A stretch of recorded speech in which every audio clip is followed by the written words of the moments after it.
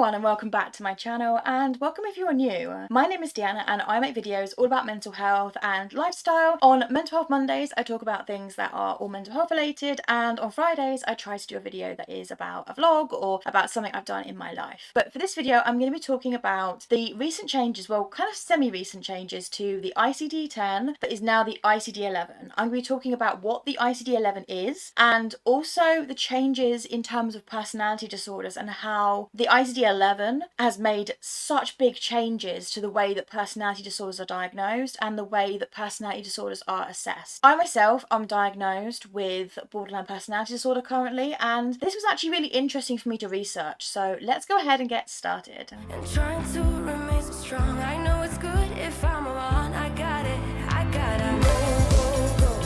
run. So first of all, I'm going to talk about what the ICD is. So the ICD is a manual which doctors use to basically get information about any physical or mental health condition. It is basically the dictionary for doctors. So the differences between the ICD-10 and the ICD-11, the ICD-10 was very simplified in a way compared to the ICD-11. The ICD-11 bulked out the criteria for personality disorders and actually means that somebody, like the actual whole criteria for a personality disorder means that there can be 93 different subtypes for a personality disorder. 93! When I was reading this, I was very, very shocked by some of the information, like good shocked by the information, because I have suffered a lot as a result of being diagnosed with borderline personality disorder and just having that as a diagnosis and it being so like put in a box. To make this make sense, borderline personality disorder has 9 different criteria. I'm not going to get into it, but I did make a video about borderline personality disorder, which I will leave on the card above, whichever side it ends up being. But borderline personality disorder is a 9 criteria diagnosis. You only need to meet 5 of these criteria in order to be officially diagnosed with the disorder. That means you can have person A and person B, each one of them having 5 of the criteria needed to meet the diagnosis for borderline personality disorder. Person A could have criterion 1 to 5 and person B could have the criteria 5 to 9. That means they share the same diagnosis, but 4 of their symptoms are completely different from each other and they only share 1 symptom, which I find really strange for that concept, to put 2 people that are struggling so inherently differently in the same box. I have got many friends that are the same sort of age as me and slightly younger, and prior to the ICD-11 coming out have been diagnosed with borderline personality disorder, and my behaviours that might lead to a diagnosis of borderline personality disorder are so much different to some of my friends that it's strange to think about it. So to put a bit of context here, I actually don't think I meet the criteria for borderline personality disorder. As it stands, I'm currently waiting to be reassessed. I've been waiting for about 3.5 years now, so fingers crossed it'll be soon. But this is a case of like how different people can be with the same diagnosis. So I've got my notes here, and if I look down at any point, that is why, because there is so many long words to this idea of this video that I am going to struggle to remember all the different words. And to save me having to do like multiple and several different takes, I'm just going to go ahead and preface the fact that if I look down at any point, it's because I'm reading off my script and I'm reading some of the longer words, because the longer words are hard to pronounce, let alone remember. So yeah, that is why. So the ICD-11 breaks up the personality disorder umbrella. So if you imagine like a massive umbrella of personality disorders, prior to the changes in the personality disorders, there was narcissistic personality disorder, there was borderline personality disorder, there was antisocial personality disorder, there was these boxes underneath them, and there was only a few boxes. Whereas now with the ICD-11, there's 93 different types, 93 different possibilities and combinations. Think of it as a combination lock. You have 4 different types or 4 different combinations. There is so many different possibilities of what that combination could be for that lock. It's similar to how the ICD-11 is now looking at personality disorders. So this actually helps people who are potentially going to be diagnosed with personality disorders going forward, because it means that a more individually tailored diagnosis can actually be reached in comparison to a very generic box that they might be put in. So before I get into how the ICD-11 has changed from the ICD-10 and the good factors of how it's changed, please don't forget to leave a like on this video and hit the subscribe button if you are interested in these sort of topics, because I make weekly mental health videos and I would love it for you to join my YouTube family. So the ICD-11 now gives somebody with a personality disorder a more unique diagnosis, and this actually leads to people being able to get a more individualised type of therapy.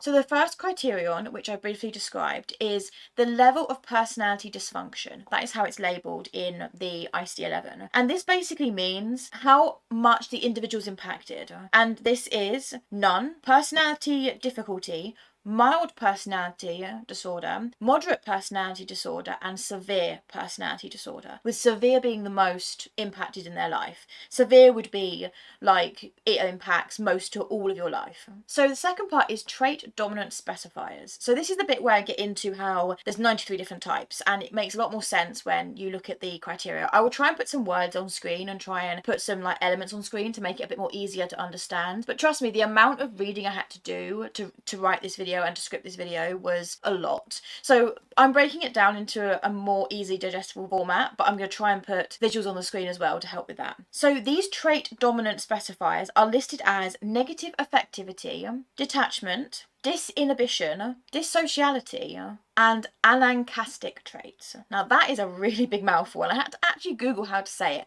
Anancastic.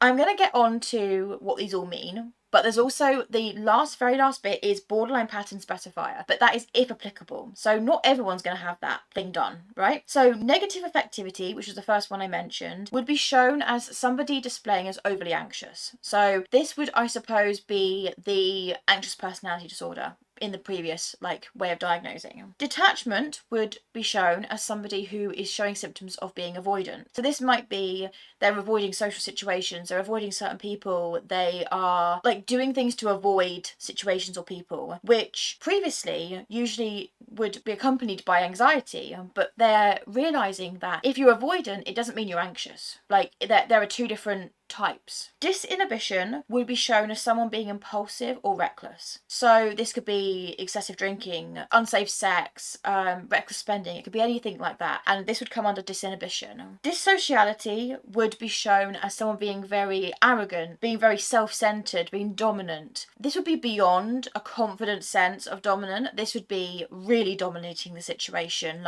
in dominating all parts of their life. This would be known as dissociality. Anancastic traits would be shown as somebody who is very focused on perfectionism and would potentially be seen under the obsessive compulsive personality disorder, where you are obsessed with certain details and you're very focused on perfectionism. Well, this is now what they class as anancastic. So these traits can be combined and you could have multiple different types of them, and it's because there's so many different combinations that means that there is 93 different types of personality disorders, which I found quite interesting to read because the amount of research that I did into this and then the scenarios that I came up with, which I'm going to go into a scenario in a minute, and what it can mean for an individual is actually amazing.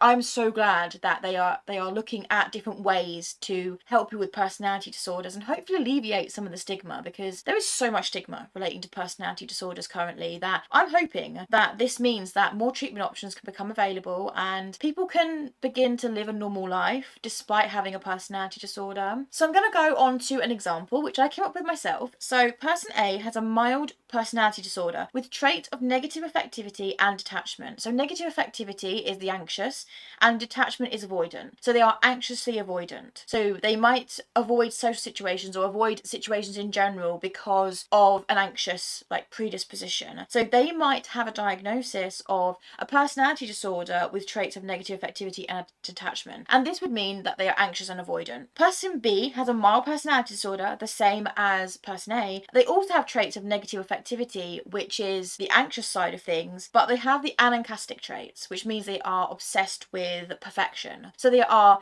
anxious and obsessed with perfection. Do you see how that can mean that there's so many different variations? You could have even 3, but I wanted to make it very simple, like 2 different types. You could have 2 different people that display very, very differently, but have one symptom that is the same and the other symptom which is almost like the opposite. So person A might display behaviours of anxiousness and avoiding people or social situations, whereas person B may also display behaviours of being anxious, but they might be overly fixated on perfectionism, which is vastly different from somebody who is not worried about perfectionism but is more worried about social situations and they avoid them. It is safe to say that the old way of diagnosing people with personality disorders is outdated and it was needing a much needed update. I'm glad to see the ICD-11 is making steps and changes towards hopefully reducing the stigma that people with personality disorders and mental health in general suffer with on a daily basis. Thank you so much for watching. If you like this video and would like to see more of me, then please give this video a thumbs up.